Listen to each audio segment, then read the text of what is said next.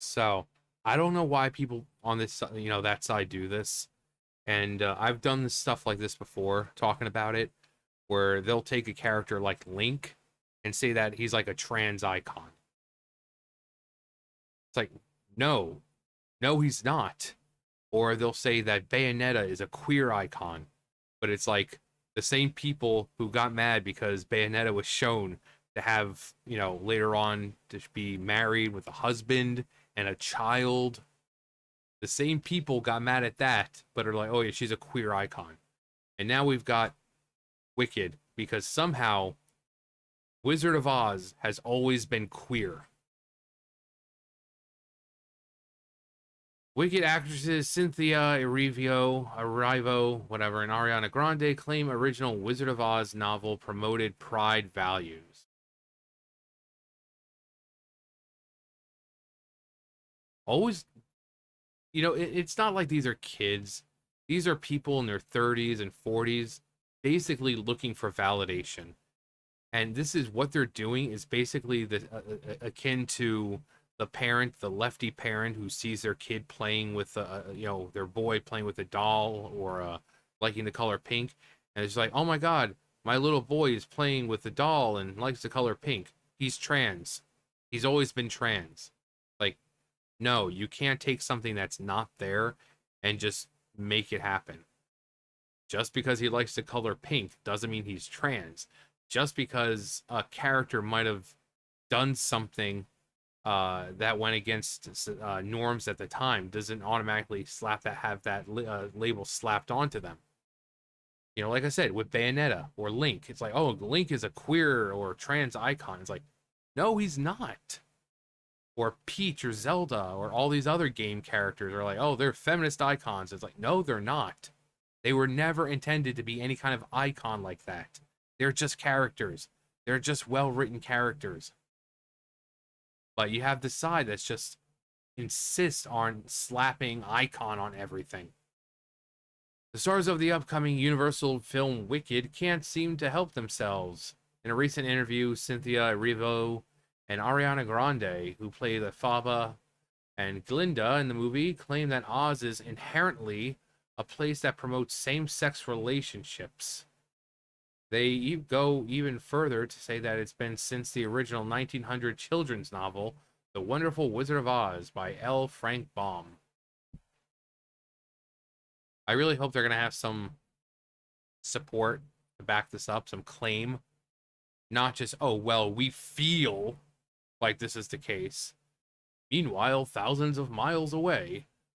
Meanwhile, we're not even sure if Frank would know what the term being pushed out of corporations and Ivy League DEI programs are. In the interview, the two are asked about the character Fiyero, played by Jonathan Bailey. Do you think that maybe Fiyero likes the attention from both? The interviewer asked, alluding to Fiyero seeking attention and affection from both male and females. Ugh. Hang on.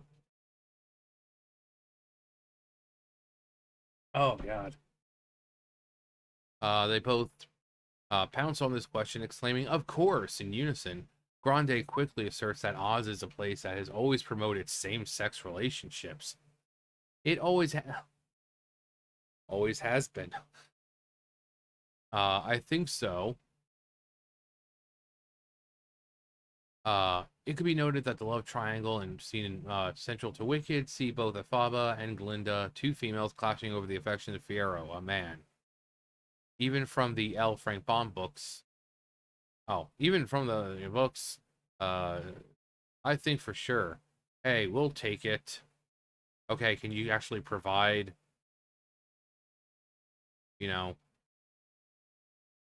Grande said in a recent interview that there could be a romantic relationship between her character Glinda, and Faba, claiming that she felt Glinda was in the closet. L. Frank Baum's The Wonderful Wizard of Oz came out in 1900. The book was written primarily for children, but of course, these people can't help themselves, and even when it's meant for children, they gotta force their ideological bullcrap into it. Baum was also traditionally minded when it came to family preferences. whatever you might think of Oz, its creator was married to his wife, Maud Gage, in 1882. Wow, so long ago, man. Many claim that Dorothy, the main character in The Wizard of Oz, was one of the first non-traditional characters in fiction. They assign romantic preference to her that aren't made clear in the original. Yeah, because it wasn't a story about her sexuality. This is what I mean. They take something that's not there and try to force it. She was like what, 16, and it was being written by a man who was what you would probably consider a traditionalist. So there was nothing there. It was a story, and you're like, oh well, actually the story was really, it was really her finding herself.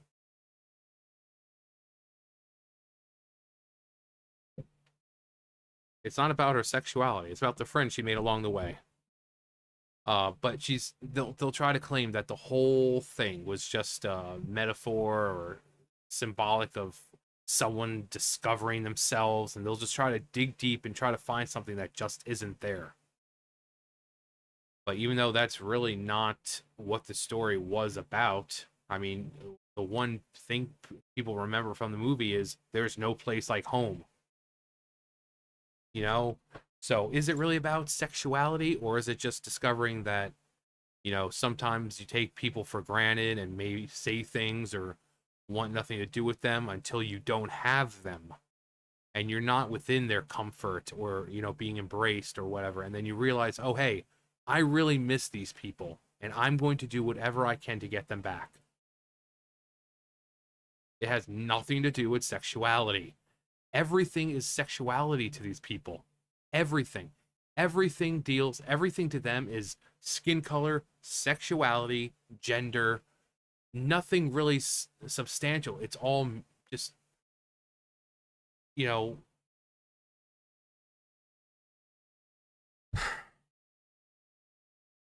many claim the Dorothy, yeah, but ultimately there's no evidence to back this up. Many claim that she marries the character of Princess Ozma, but the two are simply described to be very good friends because in this world, in this day and age, two girls can't be freaking friends without fucking each other. Same thing with two guys. People just can't have good friends anymore. Every time you see a character in a game or something, they have a close friend, these people automatically assume that they're together, that they're gay, that they're lesbians, they're this and that. It's like, no, believe it or not, people can just be close friends. Doesn't mean they're fucking. I mean, what kind of twisted mental state do these people have to think that every character has to be screwing each other because they're close? Wicked is on a tear right now at the box office, with many believing that Universal Film will hit 100 million at the box office in its opening weekend. The movie is marketed specifically to women and has a strong fan base from the original Broadway musical. But to say that traditional author in 1900 was promoting same-sex relationships in a children's novel seems far-fetched. Far-fetched. Yeah. These are things that these people weren't even thinking about back then. Especially in a children's book. I get that these people like doing this crap in children's books and writing about same-sex marriage and I have two daddies. But they weren't doing that in 1900. So once again, they're taking their own ideological bullcrap and putting it on something from 100 plus years ago.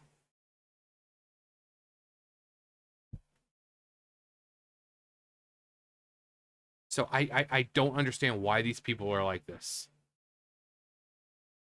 The original story, nothing to do with sexuality. It had nothing to do with any of that. It was a children's book.